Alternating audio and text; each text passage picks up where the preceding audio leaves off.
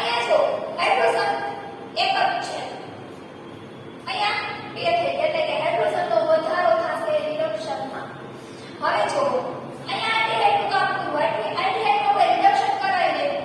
હવે વારો આવ્યો કીટોનનો, તો R C double bond O R, આ અલગ અલગ કાર્બન દર્શાવવા માટે R અને R ડેશ.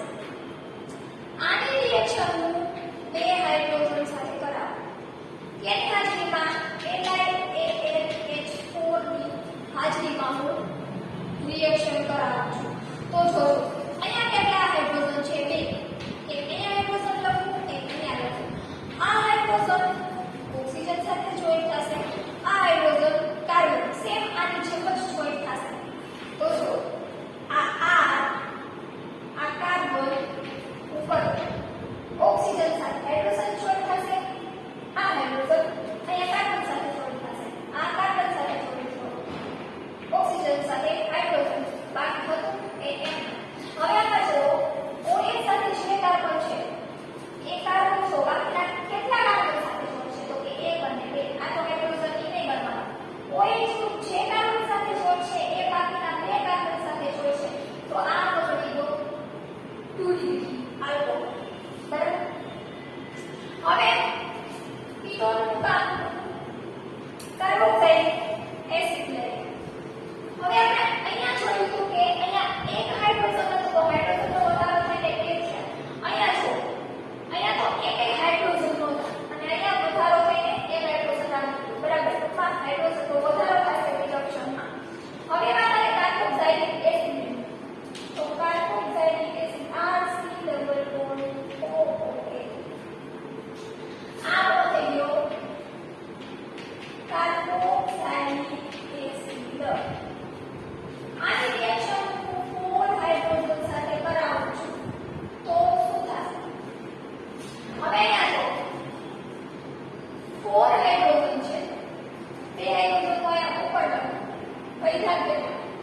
પાછા 2 હાઇડ્રોજન વધ્યા, 2 આયા ટોટલ 4 થઈ ગયા. તો હવે શું થશે? આ હાઇડ્રોજન છે એ અહીંયા છે, બાકીના જે 2 હાઇડ્રોજન છે ને એ આ કાર્બન સાથે જોઈન્ટ થશે. એટલે R C આ ડબલ બોન્ડ બ્રેક થઈ જશે અને ઓક્સિજન સાથે આ હાઇડ્રોજન જોઈન્ટ થઈ જશે. અને બાકી આ કાર્બન સાથે 2 હાઇડ્રોજન અહીંયા જોઈન્ટ થઈ જાય તો H2 બરાબર. બાકીનું હવે કાંઈ નહીં થાય. હવે આ હોય OH સાથે જે આ હાઇડ્રોજન હતો વધારાનો એ નીકળીને શું બનાવશે? H2O. બરાબર. આને આપણે આ રીતે લખી શકીએ RCH2OH.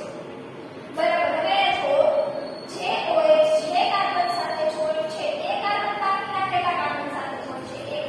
અને આ આપણું ગોલ્ડી કાર્બોક્સિલિક એસિડનું કામ કરો. જો અહીંયા જો અત્યારે એક ક્યાંય હાઇડ્રોજન નથી અને અહીંયા જો આપણે કેટલા હાઇડ્રોજન ઉમેર્યા? 2 હાઇડ્રોજન ઉમેર્યા. બરાબર. આ 2 હાઇડ્રોજન અહીંયા ઉમેર્યા. હવે વાત આવે H ડબલ. તો R C double O R dash.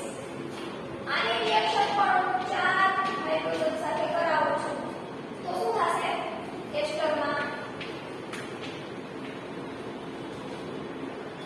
તો આપણી પાસે આની જેમ જ 2 હાઇડ્રોજન નીચે લખું, 2 ઉપર લખું. એમાં શું થશે? જે આ હાઇડ્રોજન છે ને એ આ ઓક્સિજન સાથે જોઈન્ટ થશે. બાકીના જે 2 હાઇડ્રોજન છે એ ડાયરેક્ટ આ કાર્બન સાથે જોઈન્ટ થશે. તો જો આ R એકદમ કાર્બન ડબલ બોન્ડ બ્રેક થઈ જશે અને હાઇડ્રોજન ઓક્સિજન સાથે અહીંયા જોઈન્ટ થઈ જશે. બાકીના 2 હાઇડ્રોજન આ કાર્બન સાથે એટલે કે H. બરાબર. હવે શું થશે? અહીંયા આપણી પાસે શું હોય? એક હાઇડ્રોજન બેઠો છે અને એ હાઇડ્રોજન આની સાથે જોઈન્ટ થશે H આ ઓક્સિજન સાથે એટલે HO R ડેશ. આ રીતે અને આ રીતે. આને આપણે આ રીતે પણ લખીશું RCH2OH. તો હવે જો